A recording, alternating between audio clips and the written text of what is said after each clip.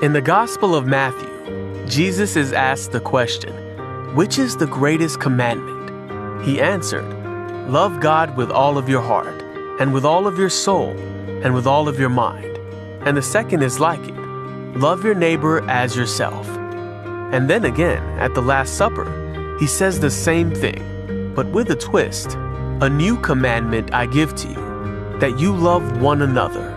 Just as I have loved you, you also are to love one another. By this all people will know that you are my disciples." This time, Jesus replaced "your neighbor" with "one another." This new love that Christ commands of us goes much deeper than the Old Testament commandment he was quoting in Matthew.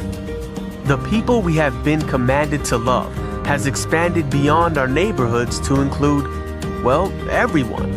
And this includes people who might make this commandment a bit difficult. You see, Jesus knew his physical time on earth was nearing an end. So in this new take on the old commandment, Jesus also made another change. The words "as yourself" became "as I have loved you." Wow, that's a tough act to follow. Christ's sacrificial life provides a clear and concrete example of real and true love. And he put this love on display on a daily basis with his disciples. He was patient with them, speaking kindly and showing great concern for their welfare. He instructed, counseled, and comforted them, prayed with them and for them. He admonished them for wrongdoing, and yet compassionately bore with their failings. And most of all, he gave his life, dying so that they and we might live. According to Jesus, this is how others will know that you are one of his followers, not because you have a shirt or a bumper sticker that says so, not because we announce it from a stage or a blog or a status update, but because they look at you, at how you live, the things you do and say, and they see Jesus. They see love.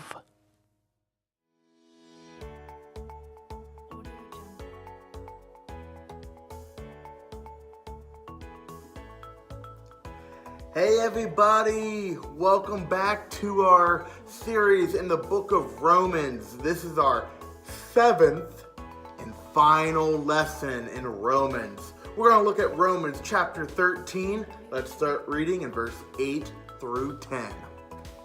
And it reads, "Let no debt remain outstanding except the continued debt to love one another. For whoever loves others has fulfilled the law. The commandments: you shall not commit adultery, you shall not murder, you should not steal, you should not covet, and whatever other commands there may be are summed up by this one command: love your neighbor as yourself. Love does not harm to a neighbor, therefore love is the fulfillment of the law." Okay, well, why is Paul saying this? What is he trying to talk to us about? You know, as we talked about before, the Jewish Christians and the Gentile Christians, they're not getting along. They're like, "You need to become Jewish." No, I don't. "You and Christian together." No. and they're like getting into arguments and back and forth. They're like, "Ah!" And Paul's like, "Stop it! It's not that complicated." Like Paul, he's getting a little frustrated. The Jewish Christians were making things way too complicated, and Paul is writing this chapter in Romans by saying, it's not that complicated. Stop it! Like Paul, he's laying down the law. He's saying it's not that complicated. The law can be summed up in one command: love your neighbor as yourself. Why shouldn't we commit adultery? Easy. It's not loving to your neighbor.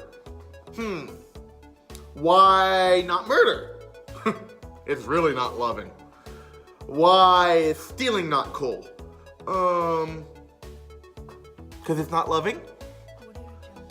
Are you seeing a pattern? Why is coveting on this list? Because it will prevent you from being loving. It's not that hard. Love your neighbor as yourself. Would you like it happening to you? No? Don't do it! It's not that hard.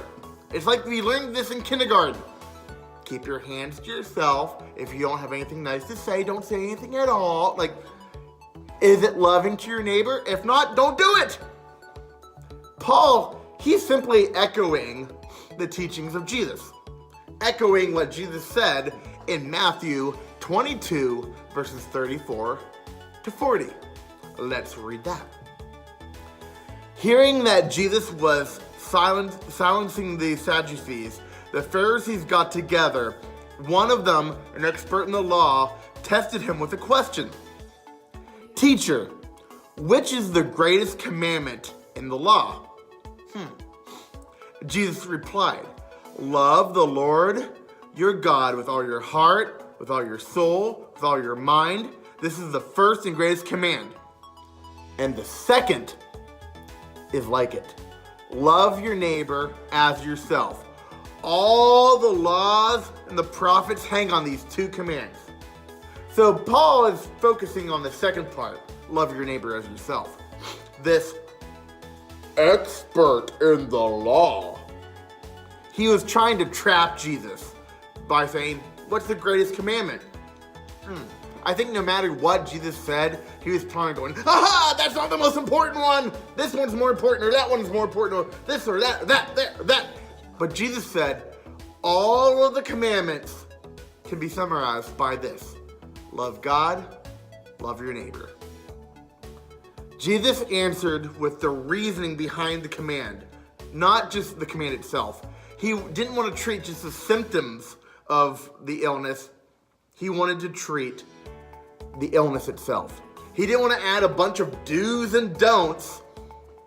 He wanted to say, God, you should love God with all your heart, and you should love people as yourself. All the commandments rest on those two things. Love God, love your neighbor.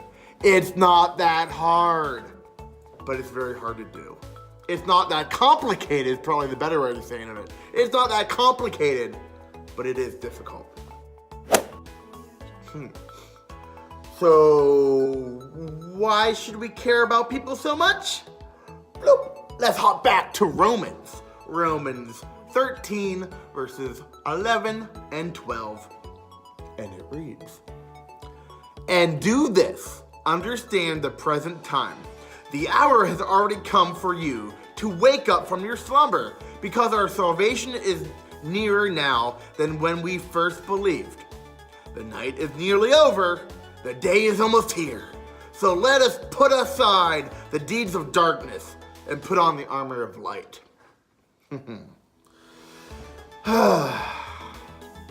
What does that mean? What is you're gonna wake up from your slumber? This we talked about last week. This world that we're living in now, it's not all there is. In fact, this is just a blip on the radar.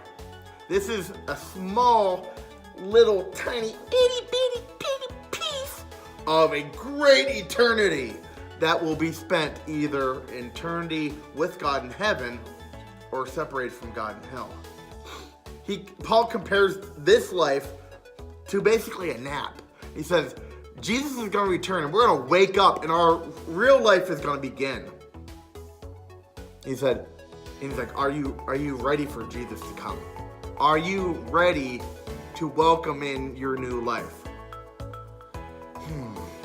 Paul is basically saying, Jesus is coming. Will you be ready?